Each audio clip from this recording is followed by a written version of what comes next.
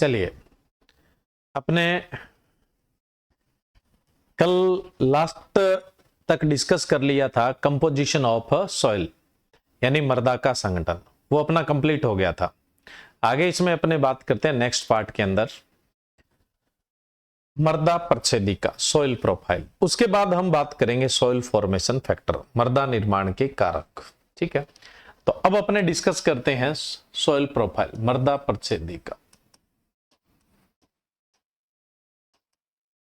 Soil profile मृदा प्रच्छेदिका। अब आप लोगों से ये पूछ लिया जाए कि प्रोफाइल क्या होती है तो आप नहीं बताएंगे। आपसे पूछ लें कि आपने जो फेसबुक प्रोफाइल है, इंस्टा प्रोफाइल है, उस पर फोटो कौन सी लगा रखी है, क्या जानकारी, तब आप सब कुछ बता देंगे ना। तो देखो, प्रोफाइल का मतलब मोटी मोटी जानकारी। अगर किसी सॉइल को अगर हम सरफेस से देखें, भाई आप भी तो WhatsApp profile, Instagram profile, Facebook profile वगैरह चलाते होंगे ना, बनाते होंगे। अब हो जाएगी, अपडेट कर लीजिए भी हल्का। गुड आफ्टरनून भाई। चलिए, तो अपने क्या बात कर रहे थे, वो अपडेट आया है तो आप अपने ऐप को अपडेट कर लीजिए। देखो, ऐसा बता देता हूं, कल शाम को 5 बजे के बाद कुछ गूगल की तरफ से सिक्योरिटी इश्यूज आए थे, तो उसके लिए ऐप में कुछ अपडेट डाले गए थे। तो इस वजह से सुबह आज 11-12 बजे तक शायद पुराने वीडियो है वो नहीं चल रहे थे।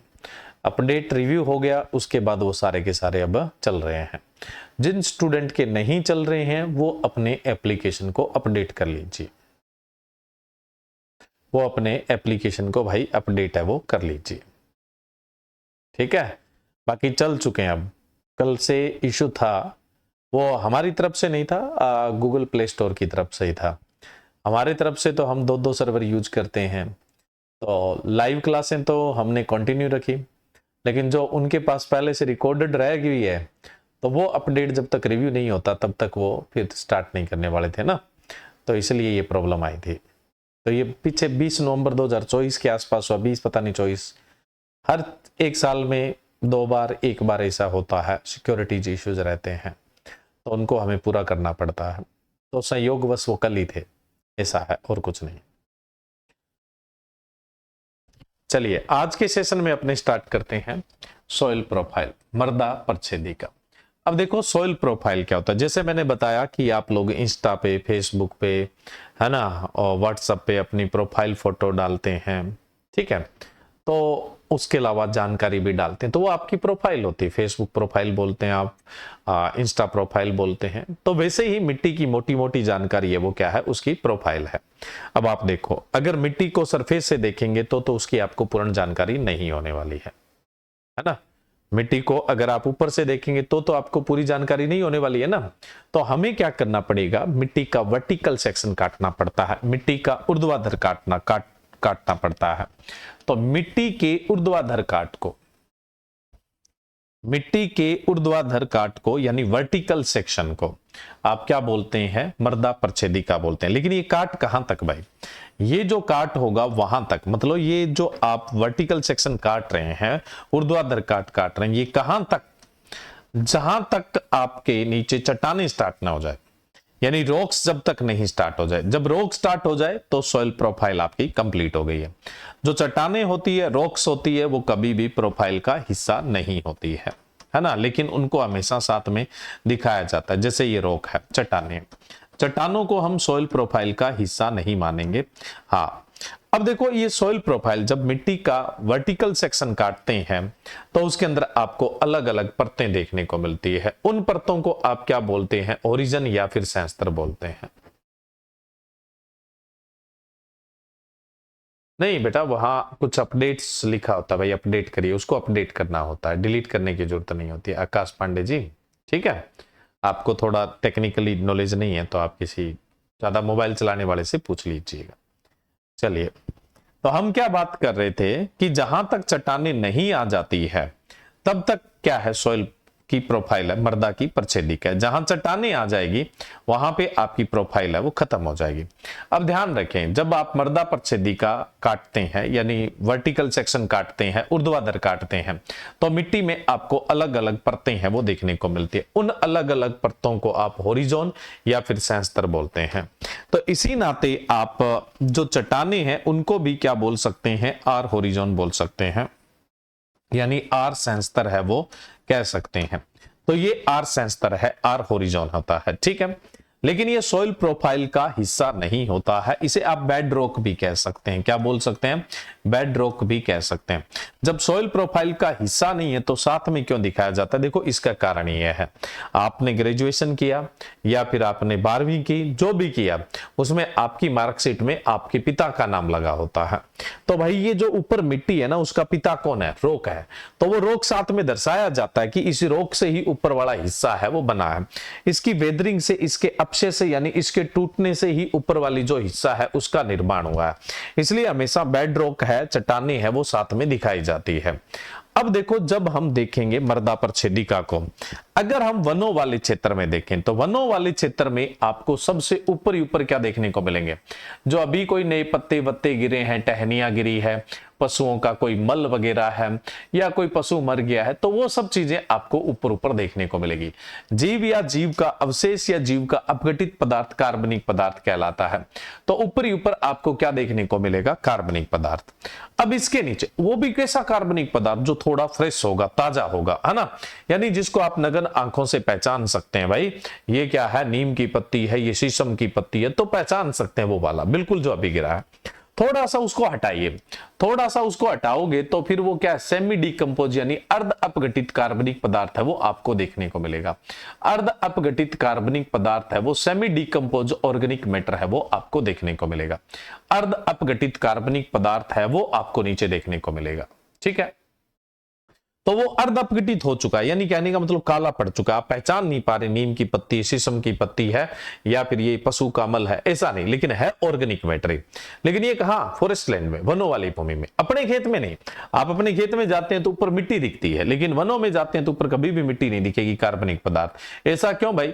ऐसा इसलिए क्योंकि वनों के अंदर कोई हल नहीं चलता, लेकिन अपने खेत में तो हल चलता है। हल चलाते हैं तो जो भी कार्बनिक पदार्थ सतह पे होता है वो मिट्टी के अंदर मिक्स हो जाता है। लेकिन वनों में कौन मिक्स करने जाएगा? कोई भी मिक्स करने नहीं जाता है। इसलिए वनों वाले क्षेत्र में आपको जो सबसे ऊपर ही ऊपर परत देखने को मिलेगी वो कार्बनिक पदार्थ की परत देखने को मिलेगी। किसकी देखने को मिलेगी? कार्बनिक पदार्थ की परत है वो देखने को मिलेगी। कार्बनिक पदार्थ यानी ऑर्गेनिक मैटर, कार्बनिक या जैविक पदार्थ बोल सकते हैं। तो मैंने कहा था ना, जो परतें होती है उनको सहस्तर कहते हैं। तो ये कार्बनिक सहस्तर है, कार्बनिक सहस्तर है, इसलिए आप इसे क्या बोल देंगे? ओ होरिजोन यानी ओ सहस्तर है वो बोल दिया जाता है। खेतों में कभी नहीं मिलेगा, ये सिर्फ और सिर्फ वनों वाली भूमि में देखने को मिलेगा, वनों में ही देखने को मिलेगा। खेती योग्य भूमि में अनुपस्थित होगा। खेतों में क्या होगा जी? अनुपस्थित होगा, अनुपस्थित होगा। खेतों में कभी भी ये सहस्तर आपको नहीं देखने को मिलता है, खेती वाली जमीन में ये अनुपस्थित होता है। आप इसे दो भागों में बांट सकते हैं, जैसा कि आपको दिख रहा है। इसको आप O1 बोलेंगे। O1 का मतलब है ताजा कार्बनिक पदार्थ। क्या है जी? ताजा कार्बनिक पदार्थ। ताजा कार्बनिक पदार्थ का मतलब है कि आप इसे नगन मतलब आंखों से पहचान सकते हैं कि ये कार्बनिक पदार्थ किसका है। और इसके नीचे जो है उसको आप क्या बोल देंगे? O2 बोल देंगे। O2 का मतलब क्या होता है? अर्ध अपघटित यानी सेमी डिकम्पोज ऑर्गेनिक मैटर, यानी अर्ध अपघटित कार्बनिक पदार्थ। अर्ध अपघटित कार्बनिक पदार्थ के लिए अब मैं लिख देता हूं OM। OM का मतलब क्या है? Organic matter. तो ये हो गया जी O ओरिजिन, ठीक है, यहां तक ओरिजिन। अब वनों वाली भूमि में तो क्या जी? जो ऑर्गेनिक ओरिजिन है उसके नीचे, ठीक है, और जो खेती योग्य भूमि है उसमें सबसे ऊपर। वनों वाली भूमि में तो ऑर्गेनिक ओरिजिन जो है, कार्बनिक सहस्तर है, उसके जस्ट नीचे। और उसके अलावा भाई जो वनों वाली भूमि है उसमें तो क्या है? जो ऑर्गेनिक ओरिजिन है उसके नीचे, और खेती योग्य भूमि में सबसे टॉप पर आपको जो मिट्टी देखने को मिलती है उसको हम बोलते हैं ए सहस्तर या ए ओरिजिन बोलते हैं। क्या बोल दोगे? ए सहस्तर है वो बोल दोगे। अब मिट्टी, मिट्टी बोले तो मैं पीछे समझा चुका हूं, मिट्टी का मतलब होता है खनिज। तो ये फर्स्ट आपका खनिज संस्तर स्टार्ट हो गया, पहला खनिज संस्तर है वो स्टार्ट हो गया। आगे हम बात करेंगे कि जो ऊपर की मिट्टी होती है उसको टॉप सॉइल बोलते हैं, तो हम इसको टॉप सॉइल ओरिजिन यानी पृष्ठीय संस्तर भी बोल सकते हैं। क्या बोल सकते हैं? टॉप सॉइल ओरिजिन भी बोल सकते हैं, यानी पृष्ठीय संस्तर भी बोल सकते हैं आप इसे, पृष्ठीय संस्तर है वो भी इसे हम कह देते हैं, ठीक है। और ये जो फर्स्ट खनिज संस्तर है यानी फर्स्ट मिनरल ओरिजिन है या ए संस्तर है या टॉप सॉइल ओरिजिन है, इसको हम पृष्ठीय संस्तर या फिर हम स्तयी संस्तर भी कह सकते हैं। पृष्ठीय और स्तयी संस्तर क्या होता है? एक जैसा होता है, ठीक है, एक ही बात होती है, एक जैसा क्या, पृष्ठीय संस्तर या फिर स्तयी संस्तर एक ही बात होती है। अब ए संस्तर की खास बात क्या है ये बाद में बात करते हैं, लेकिन पहले ये बात करते हैं कि ए संस्तर को क्या हम और अलग भागों में बांट सकते हैं? बिल्कुल बांट सकते हैं। जो ए संस्तर है उसको हम 3 भागों में बांट सकते हैं, A1 के अंदर, है ना, उसके बाद हम बात करें तो A2 के अंदर, और इसके अलावा अपने बात करें तो A3 के अंदर। कितने भागों में बांट सकते हैं? अपने इसे 3 भागों में बांट सकते हैं, A1, A2 और A3। अब सबसे पहले हम बात कर लेते हैं A1 की। देखो भाई A1 क्या है? A1 जो है ना वो A का सबसे ऊपरी हिस्सा है। A1 जो है ना वो A का सबसे ऊपरी हिस्सा है। आप इसे प्योर रूप से A बोल सकते हैं, यानी मुख्य रूप से A यही है, ठीक है। अब इसमें क्या है, जैसे वनों वाला क्षेत्र है तो यहां से जो भी कार्बनिक पदार्थ अपघटित होगा वो इस मिट्टी के अंदर मिक्स होता रहेगा, और खेती योग्य भूमि में तो कार्बनिक पदार्थ होगा ही इसके अंदर मिक्स, और जो भी कार्बनिक पदार्थ होगा वो कैसा होगा जी? पूर्णतः अपघटित कार्बनिक पदार्थ होगा। कैसा होगा? पूर्णतः अपघटित कार्बनिक पदार्थ, पूर्णतः अपघटित कार्बनिक पदार्थ जो है, यानी कंप्लीटली डीकंपोज ऑर्गेनिक मैटर है वो आपको A1 में मिलेगा। अब A1 में पूर्णतः अपघटित कार्बनिक पदार्थ है, कौन सा है? पूर्णतः अपघटित कार्बनिक पदार्थ है। इस वजह से A का रंग, आपने सुना है कि जिस मिट्टी में कार्बनिक पदार्थ ज्यादा होता है वो गहरे रंग की होती है, तो ये मिट्टी भी कैसी होगी? गहरे रंग की होगी। भी कार्बनिक पदार्थ का रंग कैसा होता है? गहरे भूरे से काला। तो अब गहरे भूरे से काला मटेरियल किसी चीज में मिलेगा तो उस मिट्टी का रंग कैसा कर देगा? गहरा कर देगा या नहीं कर देगा? तो पूर्णतः अपघटित कार्बनिक पदार्थ इसमें पाया जाता है, मिट्टी में मिक्स हो जाता है, ठीक है। वैसे तो ये मृदा है, नो डाउट, ये क्या है? मिट्टी है, लेकिन मिट्टी में पूर्णतः अपघटित कार्बनिक पदार्थ मिल गया है, इसलिए इस संस्तर का रंग कैसा होता है? गहरा रंग होता है। कैसा रंग होगा जी इसका? गहरा रंग आपको देखने को मिलेगा। क्लियर है स्टूडेंट यहां पे? अब देखो ये जो A1 है ना, इसके अंदर अपने लगातार क्या करते रहते हैं? खेती करते रहते हैं। लगातार खेती करते रहते हैं तो हल वगैरह है वो चलता रहता है, जड़ें वगैरह भी इसी के अंदर है वो आपको देखने को मिलेगी। भाई हल चलता रहेगा, जड़ें वगैरह भी आपको देखने को मिलेगी, तो इसमें क्रम संरचना आपको देखने को मिलती है। ज्यादातर कैसी संरचना देखने को मिलती है? क्रम जैसी संरचना है वो देखने को मिलती है, इसलिए इसकी जल धारण क्षमता अच्छी होती है, वायु विसरण दर भी क्या होती है? अच्छी होती है एक के अंदर। अब क्या है, अगर आप इसमें पानी का मूवमेंट देखोगे, पहले तो आपको यह पता होना चाहिए कि जैसे हमने कहा कि ये ए संस्तर है, उसके बाद हम पढ़ेंगे A2 को E बोलते हैं, B बोलते हैं, C बोलते हैं, इस प्रकार से संस्तर है। अब ये भी अच्छे से ध्यान देना कि अगर किसी मिट्टी में सबसे पहली बार पानी प्रवेश करता है तो हम उसको इनफिल्ट्रेशन कहते हैं। हम इसको क्या बोलेंगे? इनफिल्ट्रेशन। इनफिल्ट्रेशन का मतलब होता है अंतःस्पंदन। क्या बोलेंगे आप इसे? अंतःस्पंदन बोलते हैं। पहली बार किसी परत में प्रवेश कर रहा है, अब इस परत में पानी प्रवेश होने के बाद क्या होगा? जो भी ए के रंध्र है वो पानी से खचाखच क्या हो जाएंगे? भर जाएंगे। ए से मतलब पानी ऊपर से अंदर जाता रहा, भाई पहले बार पानी प्रवेश कर रहा है तो वो क्या है? इनफिल्ट्रेशन है, अंतःस्पंदन है। स्पंदन लिख दिया, स्पंदन लिखना था, अंतःस्पंदन है वो लिखना था। क्या लिखना था? अंतःस्पंदन, इनफिल्ट्रेशन लिखना था। तो अब देखो क्या है जी, पानी इसके अंदर पहली बार प्रवेश करेगा, फर्स्ट टाइम इंटर करेगा तो इनफिल्ट्रेशन है, अंतःस्पंदन। अंतःस्पंदन हो गया तो पानी क्या करेगा? ये जो इसके ए के रंध्र है वो पानी इनके अंदर जाता रहेगा, ये रंध्र पानी से भरते रहेंगे, और सारे रंध्र अगर पानी से भर जाते हैं तो उसको हम कौन सी स्थिति बोल देते हैं? संतृप्त यानी सेचुरेशन। अब देखो सेचुरेशन का मतलब क्या होता है, सारे जो पोर होते हैं, सारे रंध्र होते हैं, वो खचाखच पानी से भर जाते हैं। सारे के सारे पोर या सारे के सारे रंध्र अगर पानी से खचाखच भर जाते हैं तो वो सेचुरेशन स्थिति है। इसके बावजूद भी अगर पानी ऊपर से और आता है तो ये पानी नीचे की तरफ है वो मूवमेंट करेगा, और जो मैक्रो पोर का पानी होता है, वृहद रंध्रों का पानी होता है, वो भी नीचे की तरफ मूवमेंट करेगा। अब ये पानी ई में प्रवेश कर रहा है। अगर ई में पहली बार प्रवेश कर रहा है तो आप इनफिल्ट्रेशन बोल सकते हैं, ई के लिए इनफिल्ट्रेशन है। फिर वही ई के सारे रंध्र है वो पानी से भर जाएंगे तो वो संतृप्त स्थिति आ जाएगी, ऐसी बात है। अब देखो जो पानी ई में प्रवेश कर रहा है वो कहां से होकर आ रहा है, जो पानी ई में प्रवेश कर रहा है वो कहां से होकर आ रहा है, वो ए से होकर आ रहा है। किससे होकर आ रहा है, ए से होकर आ रहा है। अब ए से होके आ रहा है, इसका मतलब संतृप्त मृदा से होते हुए आ रहा है। संतृप्त मृदा से जल का नीचे की तरफ गमन होता है। संतृप्त मिट्टी से पानी का डाउनवर्ड मूवमेंट होता है, नीचे की तरफ गमन होता है। मृदा कैसी है, संतृप्त है, और संतृप्त मिट्टी से पानी नीचे की तरफ गमन करता है तो हम इसको बोलते हैं पार्कोलेशन। क्या बोलते हैं जी, पार्कोलेशन। पार्कोलेशन को आप बोलते हैं अंतःस्त्रावण। क्या बोलते हैं, अंतःस्त्रावण। अंतःस्त्रावण क्या है जी, अंतःस्त्रावण संतृप्त मृदा से नीचे की ओर गमन है। अब देखो नीचे की ओर गमन तो इनफिल्ट्रेशन भी था, लेकिन इनफिल्ट्रेशन पहली बार नीचे की तरफ पानी जा रहा है ना, पहली बार पहली बार किसी परतों में प्रवेश कर रहा है, वो इनफिल्ट्रेशन है। तो पहली बार, इसका मतलब इससे पहले वो सूखी थी, तो इनफिल्ट्रेशन नीचे की तरफ ही गमन है, लेकिन कौन सी मिट्टी से, असंतृप्त मिट्टी से। ये क्वेश्चन पूछा जा सकता है। इनफिल्ट्रेशन या अंतःस्पंदन नीचे की तरफ गति है, मिट्टी में पानी की नीचे की तरफ गति है, लेकिन किस मृदा से होकर गति करता है, ये हमेशा असंतृप्त मृदा से गति करता है। और नीचे की तरफ अगर संतृप्त मृदा से गति करता है तब हम उसको क्या बोल देते हैं, पार्कोलेशन है वो बोल देते हैं। तो पार्कोलेशन का अंतर पता लग गया। अगर इस पार्कोलेशन के दौरान अगर हमें यह पता लग जाए कि ये पानी अपने साथ कुछ लवण या सेक्सु ऑक्साइड या कार्बनिक पदार्थ को नीचे की तरफ घोल के ले जा रहा है, तब हम क्या बोलेंगे, लीचिंग। अब देखो लीचिंग क्या है, निक्षालन क्या है। निक्षालन भी एक तरह से क्या है, टाइप ऑफ पार्कोलेशन, पार्कोलेशन का ही प्रकार होता है।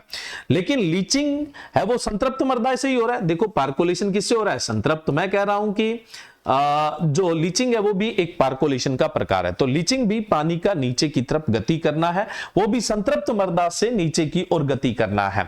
लेकिन लीचिंग में शुद्ध पानी नीचे की तरफ गति नहीं करता है, इसका मतलब पानी अपने साथ किसी न किसी चीज को घोल के नीचे ले जा रहा है। संतृप्त मृदा से अगर अशुद्ध पानी या पानी किसी लवण या सेक्सो ऑक्साइड या कार्बनिक पदार्थ को नीचे की तरफ घोल के ले जाता है तब हम उसे क्या बोल देते हैं, लीचिंग। जब तक वो साथ में कुछ घोल के ले जा रहा है या नहीं ले जा रहा है, हमें ये कोई जानकारी नहीं है, तब हम उसको पार्कोलेशन शब्द ही देंगे, यानी अंतःस्त्रावण शब्द ही देंगे। और पहली बार पानी प्रवेश कर रहा है, असंतृप्त मृदा में पानी पहली बार प्रवेश कर रहा है, तो वो क्या हो जाएगा जी, इनफिल्ट्रेशन हो जाएगा। और सारे रंध्र पानी से खचाखच भर जाते हैं तो उसको हम क्या बोलते हैं, सेचुरेशन बोलते हैं। यहां से हमें ये सीखने को मिला। चलिए इतना सीखने को मिल गया, बहुत है। अब ये सारे के सारे कैसे मूवमेंट है, पानी के वर्टिकल मूवमेंट है, यानी नीचे की तरफ गति है, ऐसे ऊर्ध्वाधर गति है। एक आप पढ़ते हैं कि जैसे नदी है, नाले हैं, पानी की डिगियां वगैरह है, उनके ऐसे हॉरिजॉन्टल मूवमेंट भी आपको देखने को मिलता है। पानी है वो क्षैतिज गति भी करता है। जो पानी क्षैतिज गति करता है उसको आप क्या बोलते हैं, सीपेज बोल देते हैं। क्या बोल देते हैं, सीपेज है वो बोल दिया जाता है। सीपेज को आप क्या बोलते हैं, रिसाव बोलते हैं। तो सीपेज का मतलब क्या होता है, सीपेज का मतलब होता है हॉरिजॉन्टल मूवमेंट ऑफ वाटर, यानी पानी का क्षैतिज गमन होता है, वो क्या कहलाता है, सीपेज कहलाता है। सी पेज कहलाता है, सी पेज कहलाता है, सी पेज यानी रिसाव कहलाता है। तो अभी यहां हॉरिजॉन्टल मूवमेंट की बात नहीं हो रही है, लेकिन वाटर मूवमेंट की बात आई थी, तब मैंने बता दिया पानी अगर क्षैतिज गमन करता है ना, जैसे कोई नहर के साइड से पानी निकल रहा है, नदी के साइड से निकल रहा है, पानी के चैनल से निकल रहा है, मिट्टी के अंदर भी अगर वो हॉरिजॉन्टल मूवमेंट कर रहा है तो उसको आप क्या बोलेंगे, सी पेज शब्द देंगे, यानी रिसाव शब्द देंगे। अब हमारी बात यह थी कि भाई बारिश होती है, सिंचाई देते हैं, तो ए में क्या होता है, जो एक्शन होता है वो फटाफट होता है। जितना पानी धारण करना है वो ए कर लेगा, जितना नीचे जाना है वो चला जाएगा। यानी इसमें पानी, वो पानी ज्यादा देर नहीं रुकेगा जो नीचे जाना है, इसमें वही पानी ज्यादा देर रुकेगा जिसको ये नीचे नहीं जाने देगा, है ना भाई, जिसको नीचे नहीं जाने देगा, कैपिलरी वाटर है, हाइग्रोस्कोपिक वाटर आगे पढ़ेंगे, वो पानी रुकेगा। जो ग्रेविटेशनल वाटर है ना, वो फटाफट नीचे चला जाता है। इस वजह से पानी को इसमें ज्यादा रुक कर नीचे जाने का टाइम नहीं मिलता है, इसलिए अपने साथ कुछ ज्यादा चीजें नहीं घोल पाता है यहां से पानी। अब देखो, हमने कहा कि जो ऑर्गेनिक ओरिजिन है, कार्बनिक संस्तर है, उसके जस्ट नीचे का संस्तर कौन सा है? ए संस्तर है। ए संस्तर को हम 3 भागों में बांटते हैं। A1 जिसको आप प्योर ए बोल सकते हैं, इसमें पूर्णतः अपघटित कार्बनिक पदार्थ होता है, इस वजह से इसका गहरा रंग होता है और इसमें ही सबसे ज्यादा खेती होती है। जड़ें भी इसी में होती है, कार्बनिक पदार्थ भी ज्यादातर आपको इसी के अंदर देखने को मिलता है। और उसके अलावा अपने बात करें तो क्रमबी संरचना भी आपको ज्यादातर इसी के अंदर है वो देखने को मिलती है। पानी जितना होल्ड होना है, जितना इसको रोकना है वो रोक लेगा, बाकी है वो पानी नीचे चला जाएगा। अब A2 थोड़ा कठोर है, क्योंकि इसमें क्या है, हलवल कम ही जाता है, मतलब कभी कभार ओकेजनली जाता है, कभी कभार ही जाता है, ठीक है, बहुत कम जड़ें इसके अंदर जाती है, तो ये थोड़ा कॉम्पैक्ट होता है, कठोर होता है। इस वजह से यहां पानी थोड़े लंबे समय तक फंसता है। पानी है वो यहां पे थोड़े लंबे समय तक रुकेगा। अब पानी रुकेगा तो वो साथ में अपने साथ लवणों को घोलेगा, अपने साथ सेक्सु ऑक्साइड। सेक्सु ऑक्साइड में कौन सा होता है जी? एल्युमिनियम ऑक्साइड है, आयरन ऑक्साइड है, वो है एल्यूमिनियम ऑक्साइड है, आयरन ऑक्साइड है, इनको भी अपने साथ घोल लेगा। कुछ कार्बनिक पदार्थ वगैरह है तो जो घुल सकता है उसको अपने साथ घोल लेगा और नीचे की तरफ मूवमेंट करेगा, क्योंकि पानी को यहां रुकने के लिए थोड़ा समय ज्यादा मिल गया। तो अब क्या करेगा? A2 से क्या होना है जी? A2 से ये होना है कि जो सेक्सु ऑक्साइड है, लवण है, वो घुलकर नीचे की तरफ जाएंगे। वैसे तो हम इसके लिए शब्द क्या यूज करते हैं जी? लीचिंग यूज करते हैं। क्या करते हैं? लीचिंग, यानी निक्षालन है वो शब्द यूज करते हैं। तो हम कह सकते हैं कि ये निक्षालन संस्तर है। कौन सा संस्तर है? निक्षालन संस्तर है, लीचिंग होरिजोन है, ठीक है। लेकिन इसको यहां पर हम टेक्निकल लैंग्वेज में, सोइल जेनेसिस की लैंग्वेज में, मृदा निर्माण की भाषा में इसे एल्यूवेशन कहते हैं। क्या बोलते हैं इसे? एल्यूवेशन है वो कहते हैं, मृदा निर्माण की भाषा में एल्यूवेशन कहते हैं। तो आपसे पूछ ले कि एल्यूवेशन कौन से ओरिजिन में होता है? A2 में होता है, इसलिए A2 को क्या नाम दे दिया जाता है? E नाम दे दिया जाता है, क्योंकि यहां से क्या होता है? एल्यूवेशन होता है। अब A3 क्या है भाई? जो E है इससे तो क्या होता है? एल्यूवेशन होता है। अब एल्यूवेशन में मैंने कहा कि एल्युमिनियम ऑक्साइड और आयरन ऑक्साइड और लवण है वो घुल के नीचे जाते हैं। तो आयरन जैसी चीजें नीचे जा रही है ना, इस वजह से इसका रंग कैसा हो जाता है? रंग हल्का होता है। इस संस्तर का रंग हमेशा कैसा होगा? हल्का देखने को मिलेगा। क्यों देखने को मिलेगा भाई हल्का रंग? इसका कारण क्या है? क्योंकि आयरन है वो नीचे घुल के चला गया, इस वजह से इसका रंग आपको हल्का ही देखने को मिलेगा। ए का गहरा था, ई का रंग कैसा होगा? हल्का होगा। ए गहरा था, ई कैसा है? हल्के रंग का होता है, वो मैंने यहां पे लिख दिया। अब A3 को समझना है तो A3 को एक बार आप समझ लिए कि इसका कोई अस्तित्व नहीं है, इसके बारे में जानना कोई ज्यादा जरूरी नहीं है और ये गिनती में भी नहीं आता है, मतलब हम इसको काउंट नहीं करने वाले हैं। क्यों नहीं करने वाले हैं? वो अगला संस्तर पढ़ने के बाद इसको पढ़ेंगे तो आसानी से समझ में आ जाएगा। तो A संस्तर के बाद जो दूसरा इसके नीचे संस्तर है वो कौन सा है? B संस्तर है। बी संस्तर में तो कार्बनिक पदार्थ बहुत ही कम होता है, बहुत कम होता है, न के बराबर होता है, इसलिए हम इसको क्या बोलते हैं? ऑर्गेनिक मैटर लेस ओरिजिन बोलते हैं। ऑर्गेनिक मैटर लेस ओरिजिन कहते हैं। ऑर्गेनिक मैटर लेस ओरिजिन का मतलब क्या होता है? कार्बनिक पदार्थ की कमी वाला संस्तर, है ना, यानी कार्बनिक पदार्थ की कमी वाला संस्तर बोलेंगे। कार्बनिक पदार्थ की कमी वाला संस्तर। तो पीछे क्या बचा भाई? मिट्टी मिट्टी है, मिट्टी बोले तो खनिज है, खनिज बोले तो फिर पहला ए संस्तर खनिज संस्तर था, तो अब ये सेकंड खनिज संस्तर है, दूसरा खनिज संस्तर है, सेकंड मिनरल ओरिजिन है। ए भी खनिज संस्तर था, यानी मिट्टी ज्यादा थी, इसमें तो है ही ज्यादा मिट्टी, कार्बनिक पदार्थ तो बहुत ही कम है, तो हम इसको सेकंड खनिज संस्तर कह सकते हैं। जब आपने इसको टॉप सॉइल ओरिजिन बोला, देखो ऊपर की मिट्टी होती है उसको पृष्ठीय मिट्टी बोलते हैं, है ना, और नीचे की जो मिट्टी होती है उसको अधोमर्दा बोलते हैं। ऊपर वाली को पृष्ठीय यानी टॉप सॉइल और नीचे वाली मिट्टी को आप क्या बोलते हैं? सब सॉइल यानी अधोमर्दा बोलते हैं। तो आप इसे क्या बोल सकते हैं? आप इसे बोलते हैं सब सॉइल ओरिजिन भी बोल सकते हैं, सब सॉइल ओरिजिन भी बोल सकते हैं। आप इसे सब सॉइल ओरिजिन यानी अधोमर्दा संस्तर कहते हैं। क्या बोलेंगे आप इसे? अधोमर्दा संस्तर। ये जो अलग अलग रंग है ना वो अलग अलग के विवरण के लिए दर्शाए गए हैं, ठीक है।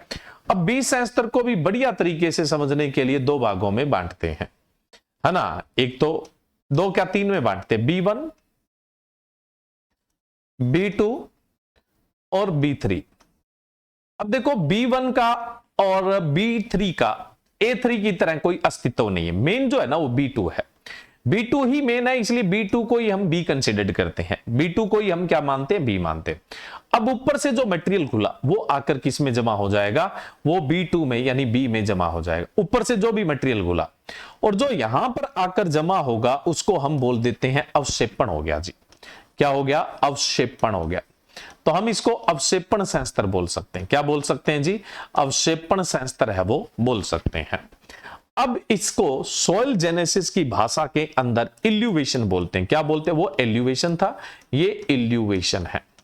ये क्या है जी, इल्यूवेशन है, ये इल्यूवेशन है। एबीसीडी में ई ऊपर आता है, आई बाद में आता है, तो यहां भी ई ऊपर और आई बाद में ही देखने को मिलता है, तो यहां पे इल्यूवेशन होता है, हम इसको इल्यूवेशन ओरिजिन भी बोलते हैं। अब देखो ऊपर से जो मटेरियल घुल के आया ना वो नीचे जमा हो गया, इसमें आयरन भी तो था, आयरन ऑक्साइड, इस वजह से बी संस्तर गहरे रंग का या लाल रंग का देखने को मिलता है, गहरे रंग का अथवा लाल रंग का देखने को मिलता है। क्यों, क्योंकि जो आयरन है वो ई से घुला और कहां पहुंच गया, बी में पहुंच गया, इस वजह से इसका रंग कैसा हो जाएगा जी, गहरा रंग है वो हो जाएगा। क्लियर स्टूडेंट यहां पे। अब देखो क्या है, ये जो मामला था ना बीच में, इस जगह पे ऐसा है जी, इस जगह पे ऐसे मिक्सअप सा मामला है। A3 और B1 के बीच में क्या है, A और B के बीच के गुण है, क्योंकि यहां ऊपर से घुल के मटेरियल आ रहा है, तो ये आधा रंगीन सा आधा अलग से कलर का ऐसे होगा। ऐसा था नहीं कि एकदम क्या है जी, ये ई की लाइन होगी और इसके जस्ट नीचे बी है, ऐसे नहीं, बीच में कुछ मिक्स होगा ना भाई, ऊपर से घुल के आ रहा है, कहीं पे क्या है ए का गुण है, कहीं पे बी का गुण है, कहीं पे ए का गुण है, तो A3 में ए का ज्यादा गुण होगा, B1 के अंदर किसका ज्यादा गुण होगा, बी का ज्यादा गुण होगा, ये मिक्सअप सा होगा। क्लियर नहीं है कि ए में इसको रखा जाए या बी में रखा जाए, ए का बोलो A2 में, A2 में रखा जाए या फिर बी में, A2 को ई बोलते हैं, तो ई में रखा जाए या बी में, तो इन दोनों संस्तरों को आप स्थानांतरण संस्तर बोलते हैं, ट्रांसजियल ओरिजिन बोलते हैं।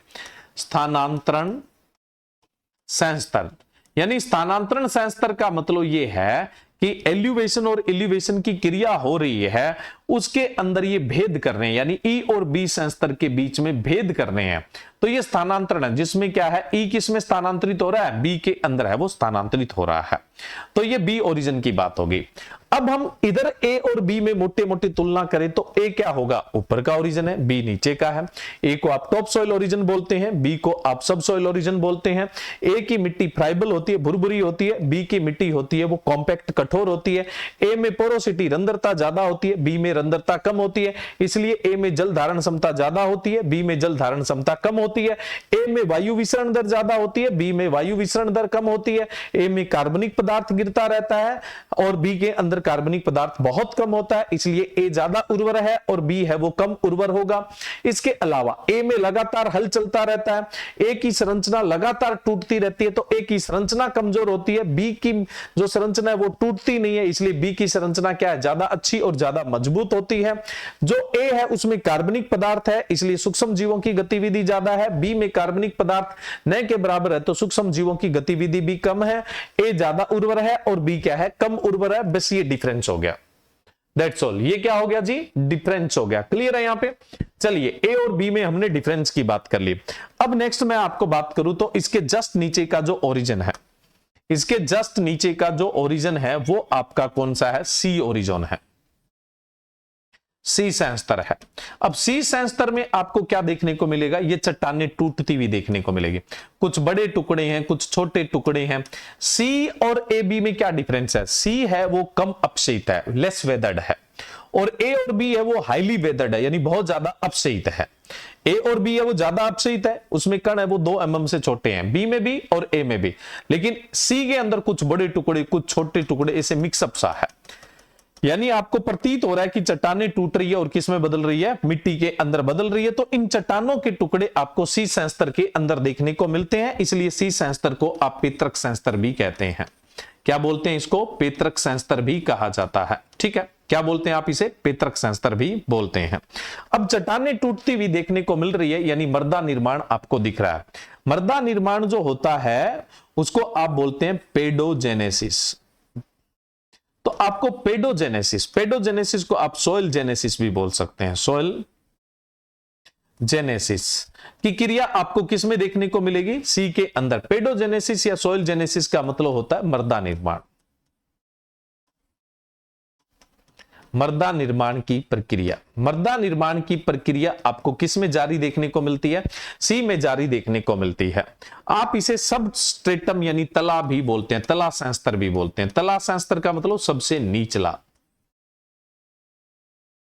सबस्ट्रेटम होरिजन भी बोलते हैं आप, सबस्ट्रेटम होरिजन भी इसे बोल देंगे, यानी तला संस्तर भी बोलते हैं। तो यह सी ओरिजिन के लिए बोला जाता है। अब ये सी अगर मतलब जो है वो वेदर और होता जाएगा, अब ये हाईली वेदर्ड हो जाएगा ना, तो ये बी में कन्वर्ट हो जाएगा। लेकिन अब क्या है, जो B3 है ना, इसमें से मिक्सअप सा देखने को मिलता है। किसका? सी और बी का मिक्सअप देखने को मिलता है। इसलिए जो B3 है वो भी स्थानांतरण संस्तर है। कौन सा है? स्थानांतरण संस्तर है। तो ये स्थानांतरण संस्तर कहलाएगा। कौन सा? B3 है। इसलिए मैंने कहा B3, B1 और A3 का कोई अपना अस्तित्व नहीं होता है। तो ये पूरे का पूरा हो गया सॉइल प्रोफाइल। अब यहां से कुछ बातें और भी निकल कर आएगी, है ना। अब वो बातें क्या क्या निकल के आएगी, देखो। सबसे पहली मैं पॉइंट यहां पे बात करता हूं कि मास्टर ओरिजिन कौन से, मास्टर संस्तर कौन से हैं। मास्टर संस्तर आपके 5 है।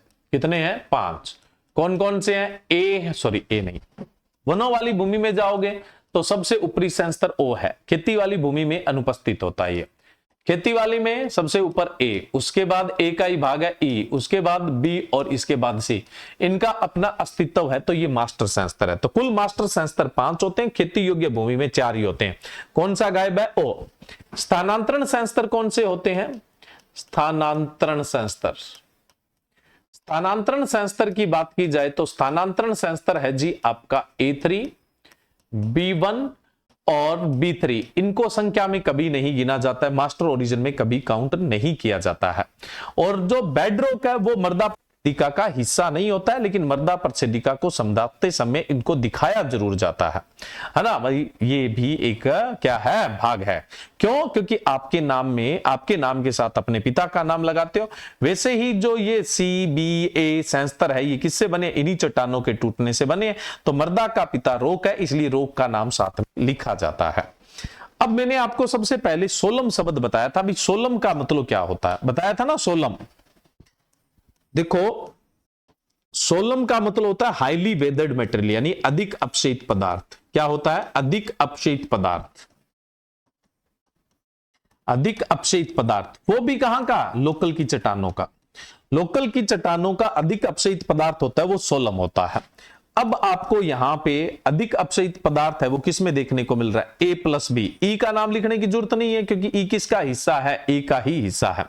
यानी आपसे ये पूछ ले कि सोलम संस्तर आप किसे कह सकते हैं, तो आप सोलम संस्तर A+B को कह सकते हैं। ठीक है। अब देखो, मैंने कहा जो लोकल की चट्टान है उसका जो अधिक अपक्षयित मटेरियल होता है उसे ही आप सोलम बोलते हैं। अब आपसे ये पूछ लिया जाए सोलम किस में अनुपस्थित होता है, तो जो जलोढ़ मृदाएं होती है उसमें तो मिट्टी बाहर से आती है। उसमें तो मिट्टी क्या है? बाहर से आती है। लोकल की चट्टानों की अपक्षयित नहीं है, इसलिए जो जलोढ़ मृदा होती है उसमें सोलम अनुपस्थित होता है। जलोढ़ मृदाओं में सोलम अनुपस्थित होता है। तो दूसरी सबसे इंपॉर्टेंट बात आती है, जलोढ़ मृदाओं में सोलम अनुपस्थित होता है।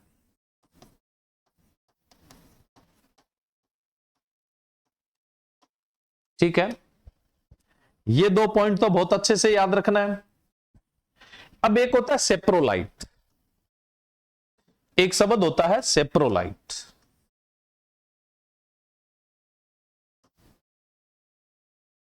सेप्रोलाइट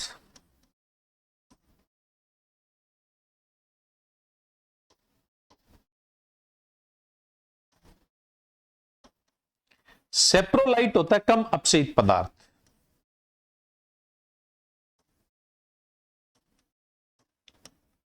कम अपक्षयित पदार्थ, तो कम अपक्षयित पदार्थ किसमें है? सी के अंदर है। तो सेप्रोलाइट आप किसे बोलेंगे? सी को बोलेंगे। सेप्रोलाइट्स किसको बोलेंगे? सी को है वो बोलेंगे। तो ये हो गया जी सेप्रोलाइट्स। अब आपको रिगोलिथ लिखाया हुआ है, रिगोलिथ।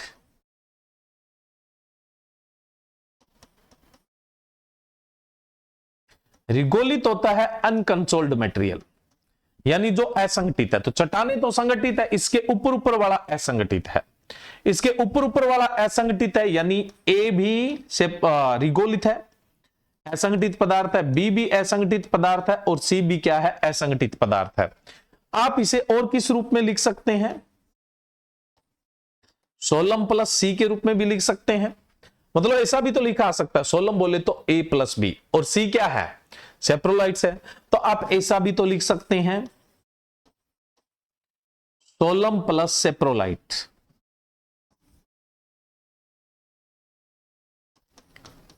क्या लिख सकते हैं, सोलम प्लस सेप्रोलाइट्स भी तो आप इसे लिख सकते हैं, ये इस तरह से लिख सकते हैं।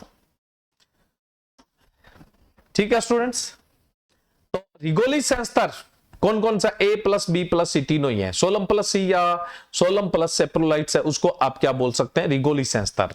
अब एक शब्द आता है रिगोसोल, एक शब्द आता है रिगोसोल। रिगोसोल, रिगोसोल का मतलब होता है बिना संस्तर की मर्दा, बिना संस्तर की मर्दा, बिना संस्तर की मर्दा होती है उसको रिगोसोल बोलते हैं। अब बिना संस्तर की मर्दा कौन सी होगी, जो नई बनी है, क्योंकि नई मिट्टी के अंदर अभी इतना ज्यादा कार्बनिक पदार्थ नहीं गिरेगा और वो अपघटित नहीं होगा। कार्बनिक पदार्थ का अपघटित होकर, पूर्णतः अपघटित होकर ह्यूमस में बदलना ह्यूमिफिकेशन कहलाता है। तो उसमें ह्यूमिफिकेशन नहीं हुआ है, इस वजह से ए आपको गहरे रंग का नहीं देखने को मिलेगा। नई मिट्टी है, अभी उसमें एल्यूवेशन नहीं हुआ है, तो ई आपको हल्के रंग का नहीं देखने को मिलेगा, और एल्यूवेशन नहीं हुआ तो इल्यूवेशन भी नहीं हुआ, इसलिए आपको बी गहरे रंग का नहीं देखने को मिलेगा। तो नई मिट्टी होती है ना, नई मिट्टी होती है, नवनिर्मित मिट्टी होती है, उसके अंदर आपको संस्तर नहीं देखने को मिलते हैं। अब आगे आप सॉइल ऑर्डर पढ़ते हैं, उसमें पढ़ते हैं कि एंटीसोल जो है भाई, कौन सी, एंटीसोल जो है ना वो नवनिर्मित मर्दा है। कैसी है, नवनिर्मित मर्दा है एंटीसोल जो है। तो एंटीसोल है उसमें आपको संस्तर नहीं देखने को मिलेगी, तो वो रिगोसोल का एग्जाम्पल है, नवनिर्मित मर्दा। नवनिर्मित मर्दा बोलेंगे इसे, क्या बोलोगे आप इसे, नवनिर्मित मर्दा है वो बोलोगे, किसको, रिगोसोल को। तो ये रिगोसोल की भी बात होगी, मैंने आपको यहां पे रिगोसोल भी समझा दिया है। अब कुल मिला के मैं एक छोटा सा रूप बना देता हूं यहां सॉइल प्रोफाइल का। सॉइल प्रोफाइल में क्या होता है, गौर करिएगा। सॉइल प्रोफाइल के अंदर सबसे ऊपर ही ऊपर होता है कार्बनिक संस्तर। कौन सा होता है, कार्बनिक संस्तर, वो भी वनों वाली भूमि में। अगर खेती योग्य भूमि में जाओगे तो फिर आपको कौन सा मिलेगा, ए संस्तर। ए संस्तर कैसे रंग का होता है, गहरे रंग का होता है। ठीक है, उसके बाद हमने पढ़ा ई संस्तर। ई संस्तर होता है वो कैसे रंग का होता है जी, हल्के रंग का होता है, क्योंकि यहां से मामला घुलकर कहां चला जाता है, नीचे चला जाता है। ठीक है, या फिर अपने ऐसा बना देते हैं, हल्के रंग में गुलाबी ले लेते हैं, ये हल्के रंग का है। ठीक है, उसके बाद हम बात करें तो ये हो गया ई संस्तर, इनका नाम भी लिख देंगे। उसके बाद जो बी संस्तर है वो कैसा होता है, गहरे रंग का होता है, यानी लाल रंग का होता है। ठीक है, ये लाल रंग का हो गया। और जो आपका सी संस्तर होता है उसमें से डेले वेले से है ना, ऐसे कण वगैरह ये सब देखने को मिलते हैं। उसके बाद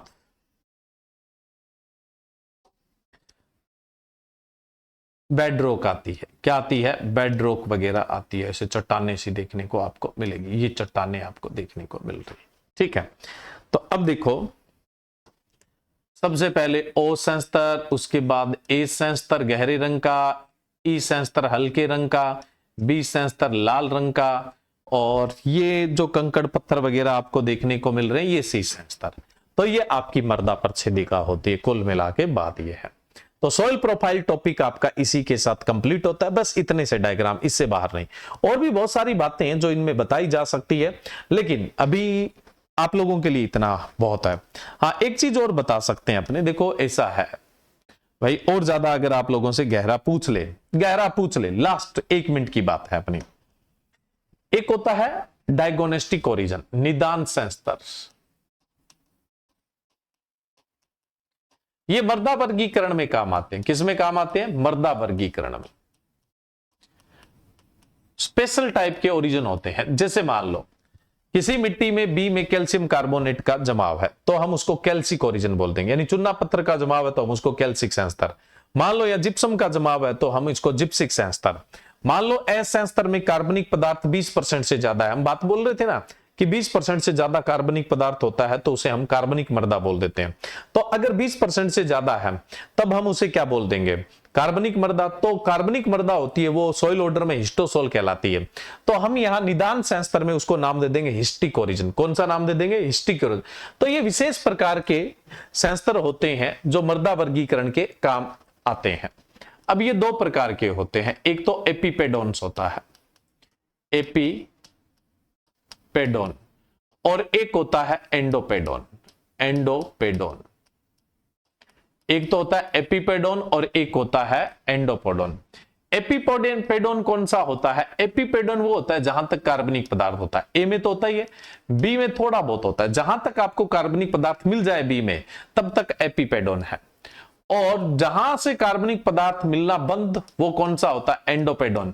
तो एंडोपेडोन में कुछ बी का हिस्सा होता है और सी होता है। तो ये एपिपेडोन्स और एंडोपेडोन्स होते हैं।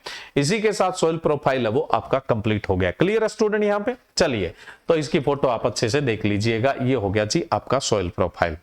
अब अपने बात करते हैं सॉइल फॉर्मेशन प्रोसेस, यानी सॉइल जेनेसिस, मृदा निर्माण की क्रियाएं। Soil formation process, soil formation process।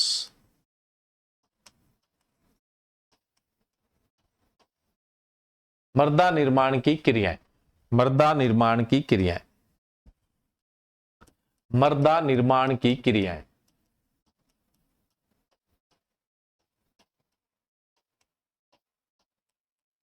मृदा निर्माण की क्रियाएं। अब देखो सॉइल फॉर्मेशन फैक्टर की बात करें, मृदा निर्माण की क्रियाओं की बात करें, इससे पहले अपने बात कर लेते हैं कि मृदा निर्माण को कौन कौन से कारक है वो प्रभावित करते हैं। देखो सबसे पहले एक रशियन साइंटिस्ट थे जिनका नाम था वी डोकुचेव। क्या नाम था? वी डोकुचेव।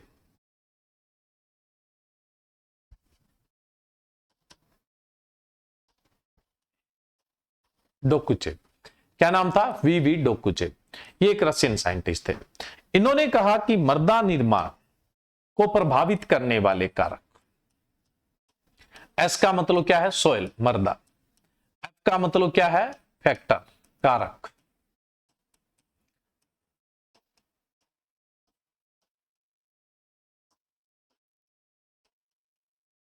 इन्होंने कहा मृदा निर्माण को प्रभावित करने वाले कारक, इन्होंने तीन बताए। पी का मतलब पेरेंट मटेरियल, यानी पेतरक पदार्थ।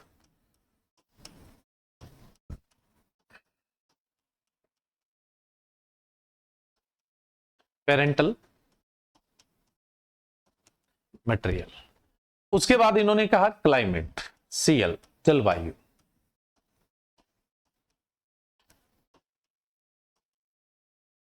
और तीसरा इन्होंने कहा ऑर्गेनिज्म। ऑर्गेनिज्म का मतलब जी। देखो मैं यहां पे इसको एक्सप्लेन नहीं कर रहा। क्यों एक्सप्लेन नहीं कर रहा? इसका कारण बताता हूं। देखो इसका कारण यह है कि आगे हम जेनी ने जो मृदा निर्माण को प्रभावित करने वाले कारक का जो इक्वेशन दिया है, तो वो इक्वेशन है ना, उसके अंदर ये सारी चीजें एक्सप्लेन हो जाएगी। तो क्यों ना अपने जेनी में चलते हैं। वी डोकुचेव तो मृदा विज्ञान के महान साइंटिस्ट है, आप अच्छे से जानते हैं इनको। फादर ऑफ सॉइल साइंस, मृदा विज्ञान के जनक बोलते हैं। फादर ऑफ पेडोलॉजी, पेडोलॉजी के जनक बोलते हैं। फादर ऑफ मॉडर्न पेडोलॉजी, आधुनिक पेडोलॉजी के जनक बोलते हैं। और उसके अलावा father of genetical system of soil classification, मृदा वर्गीकी की अनुवांशिक प्रणाली के जनक है, वो भी वी डोकुचेव को कहते हैं। मृदा वर्गीकी की अनुवांशिक प्रणाली के जनक। बाकी तो फादर ऑफ सॉइल टेक्सोनॉमी है वो गाय डी स्मिथ है। कौन है भाई? गाय डी स्मिथ है। मृदा वर्गीकी के जनक है वो कौन है? गाय डी स्मिथ है। मैंने यहां डोकुचेव जी के लिए बोला है father of genetical system of soil classification, मृदा वर्गीकी की अनुवांशिक प्रणाली के जो जनक है वो कौन है? वीवी डोकुचे। और मृदा वर्गीकी के पूछ ले सीधा, मृदा वर्गीकी के, तो मृदा वर्गीकी के जनक कौन है? गाय डी स्मिथ है। कौन है? गाय डी स्मिथ है। चलिए अब क्या है आगे, एक साइंटिस्ट आए जी, जेनी।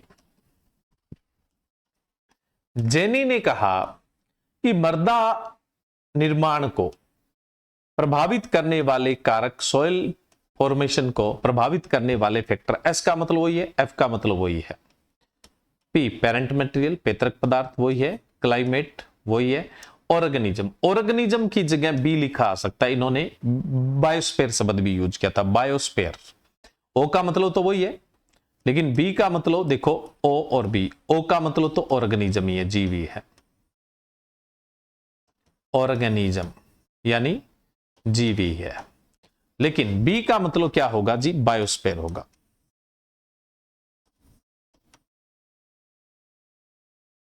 बायोस्फीयर भी जीवमंडल ही है, एक ही बात है, क्या है? जीवमंडल। तो इन्होंने ओ की जगह बी शब्द भी यूज किया था, ठीक है। तो ओ भी आ जाए तो भी ठीक है, बी आ जाए तो भी ठीक है। फिर उसके बाद इन्होंने एक नई चीज दे दी, आर। यहां तक तो डोकुचेव वाली दी थी, है ना। इन्होंने दिया आर। आर का मतलब होता है रिलीफ, रिलीफ का मतलब होता है स्थलाकृति। रिलीफ का मतलब क्या होता है? रिलीफ का मतलब होता है जी स्थलाकृति।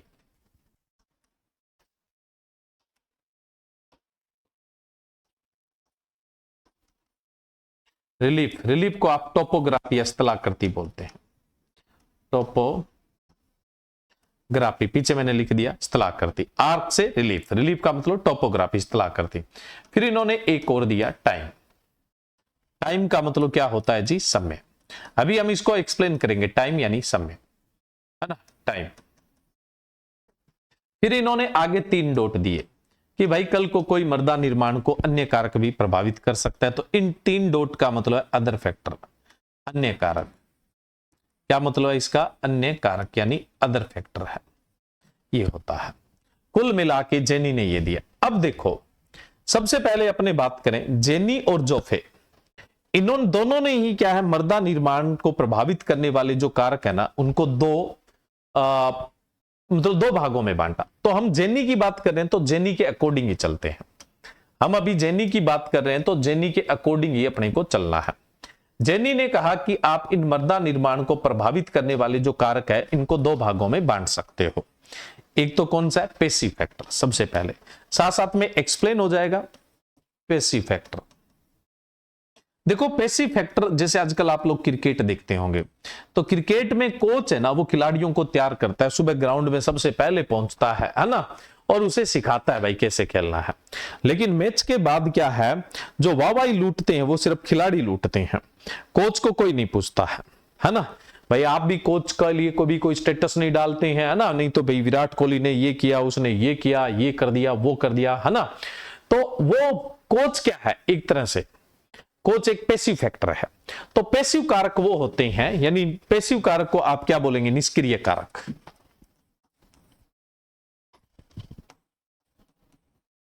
क्या बोलते हैं आप इन्हें? निष्क्रिय कारक। अब देखो, निष्क्रिय कारक वो होते हैं जो एक्टिव फैक्टर होते हैं ना, सक्रिय कारक, उनको काम करने के लिए बेस प्रदान करते हैं, आधार प्रदान करते हैं, प्लेटफॉर्म प्रदान करते हैं। पैसिव नहीं है ना तो एक्टिव कुछ नहीं है। फिर भाई पैसिव कारक नहीं होंगे तो एक्टिव किसी काम के नहीं है। जब पेरेंट मटेरियल नहीं होगा तो उसको तोड़ने वाले कारक क्या काम करेंगे? समझ रहे हो ना आप। तो पैसिव कारक वो होते हैं जो मिट्टी के निर्माण में, अब देखो मिट्टी का निर्माण कैसे होता है, आप पहले पढ़ चुके हैं कि जो चट्टाने हैं, रॉक्स है, बार बार आपको याद न करवाना पड़े, चट्टानों से रिगोलित बनता है, पहला चरण हमने कहा था ना। और दूसरा चरण कौन सा है? रिगोलित से क्या बनती है जी? मृदा बनती है, वास्तविक मृदा बनती है। 2 चरणों में मृदा निर्माण है वो पूरा होता है, ये बात अपने कर चुके हैं। तो 2 चरणों के अंदर मृदा निर्माण है वो पूरा होता है।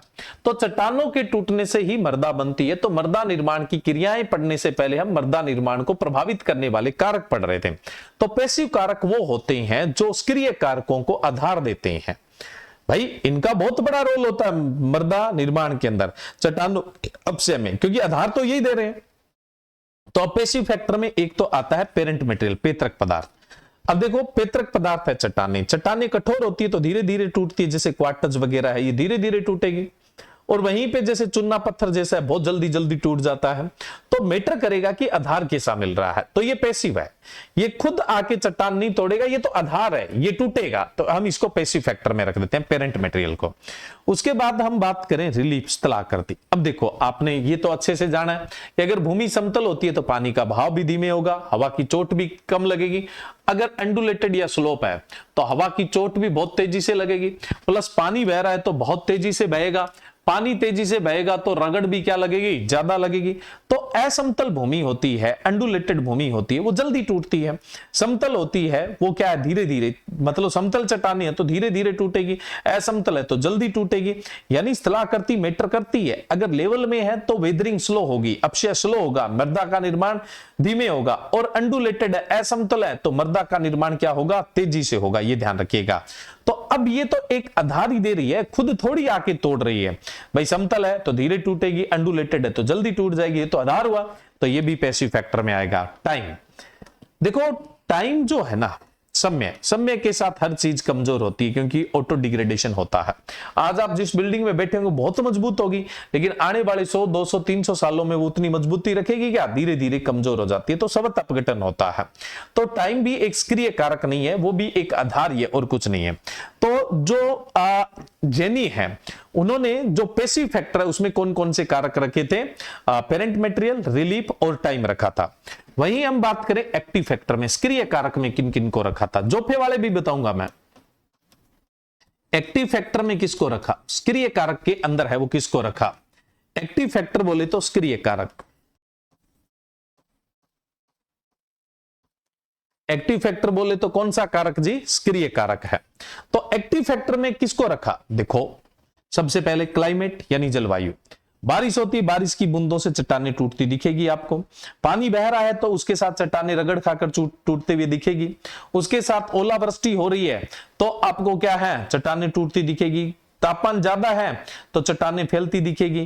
तापमान ज्यादा है तो वाष्पीकरण से चट्टानें सूख जाएगी तो उनमें दरारें आती हुई देखेंगे। सर्दी में सिकुड़ेगी तो दरारें आते हुए देखेंगे। तो क्लाइमेट सक्रिय कारक है जो सीधा काम करता है, आधार नहीं है ये तो ऊपर से काम करने वाला कारक है। और क्लाइमेट में भी सबसे ज्यादा जो प्रभावित करने वाला कारक है वो पानी होता है। क्लाइमेट में भी सबसे ज्यादा प्रभावित करने वाला कारक प्रेसिपिटेशन, वर्षण होता है। वर्षण बोले तो पानी का धरती पर किसी भी रूप में आना। और दूसरा ऑर्गेनिज्म, सूक्ष्म जीव है, पादप है, जंतु है। अब जैसे चट्टानों में दरारें आ गई, उसमें पौधा हो गया तो उसकी जड़ें चट्टानों को तोड़ रही है ना। मानव भी अपने जरूरत के लिए पत्थरों को तोड़ रहा है। सूक्ष्म जीव भी क्या है, उसके ऊपर कार्बनिक पदार्थ है उसको अपघटित कर रहे हैं, जिससे चट्टानें भी क्या हो रही है, आसानी से टूटने लग जाती है, क्योंकि कार्बनिक पदार्थ में अम्ल होता है और वो अम्ल क्या करता है, चट्टानों के खनिजों से क्रिया कर लेता है, जिससे चट्टानें कमजोर हो जाती है, चट्टानें टूटती है। तो जो जीव होते हैं, जीवों में कोई सा भी, चाहे पादप है चाहे जंतु है, सूक्ष्म जीव, तीनों ही आ जाते हैं। भाई जो जीव होता है, ये यहां भी जीव की बात है, यहां भी जीव की बात है, तो यहां पादप भी आ जाएगा, जंतु भी आ जाएगा और सूक्ष्म जीव है वो भी आपका शामिल होता है। तो इन सबको शामिल किया जाता है। तो ये सक्रिय कारक के अंदर है। अब ये जो बात कही ना, ये तो जेनी ने कही है ना। अब बच्चे बोलते जी नहीं, एक्टिव पैसिव फैक्टर है वो जेनी ने नहीं दिया, जोफे ने दिया। बहुत बढ़िया है भाई, आपका नॉलेज अच्छा है, ऐसी कोई बात नहीं है। लेकिन जोफे की थोड़ी सी इक्वेशन अलग थी। जोफे की इक्वेशन है वो थोड़ी सी अलग थी। जोफे ने जो एक्टिव फैक्टर दिए थे वो कौन से दिए थे, जोफे ने एक्टिव फैक्टर के अंदर, सक्रिय कारकों के अंदर थोड़ा सा भेद कर दिया। इन्होंने कहा क्लाइमेट भी एक्टिव है, इन्होंने कहा सीएल का मतलब क्लाइमेट, इन्होंने कहा कि जो ऑर्गेनिज्म होते हैं, अब इन्होंने ऑर्गेनिज्म को क्या किया, अलग रख लिया और वेजिटेशन को अलग रख लिया, यानी पादप को अलग रख लिया और जंतुओं को अलग रख लिया। तो इन्होंने क्या किया, क्लाइमेट, वेजिटेशन और उसके साथ क्या किया इन्होंने, ऑर्गेनिज्म। ओ का मतलब ऑर्गेनिज्म, आप समझ जाना। तो इन्होंने क्लाइमेट, वेजिटेशन और ऑर्गेनिज्म। अब जो जेनी है उन्होंने तो ओ के अंदर ही वेजिटेशन को रख लिया। भाई वो भी तो जीव ही है, वेजिटेशन भी तो जीव है। लेकिन जोफे ने ऐसा नहीं किया। पैसिव में तो वो के वही रखे इन्होंने, पैसिव यानी निष्क्रिय में, उसमें तो वो के वही थे। एक तो आपका पेरेंट मटेरियल, दूसरा रिलीफ और तीसरा ये था। जोफे ने भी एक्टिव पैसिव फैक्टर दिए थे, जोफे ने ये इस प्रकार से दिए थे। इसलिए देखो एक्टिव में क्लाइमेट, वेजिटेशन यानी वनस्पति और ऑर्गेनिज्म, लेकिन पैसिव में सेम के सेम। तो ये जोफे के द्वारा दिए गए एक्टिव पैसिव फैक्टर है और ये क्या है, जेनी के द्वारा दिए गए एक्टिव पैसिव फैक्टर है। तो ये मृदा निर्माण को प्रभावित करने वाले कारक भी आपकी कंप्लीट हो गए। कल अपने बात करेंगे मृदा निर्माण की प्रक्रियाओं को, तो इसको अच्छे से सही ढंग से पढ़ लीजिएगा ना, यहां से आपका क्वेश्चन बन सकता है। तो उम्मीद है आप लोगों को बहुत अच्छे से समझ में आया होगा। आज के लिए इतना ही, मिलते हैं कल। Okay, thank you.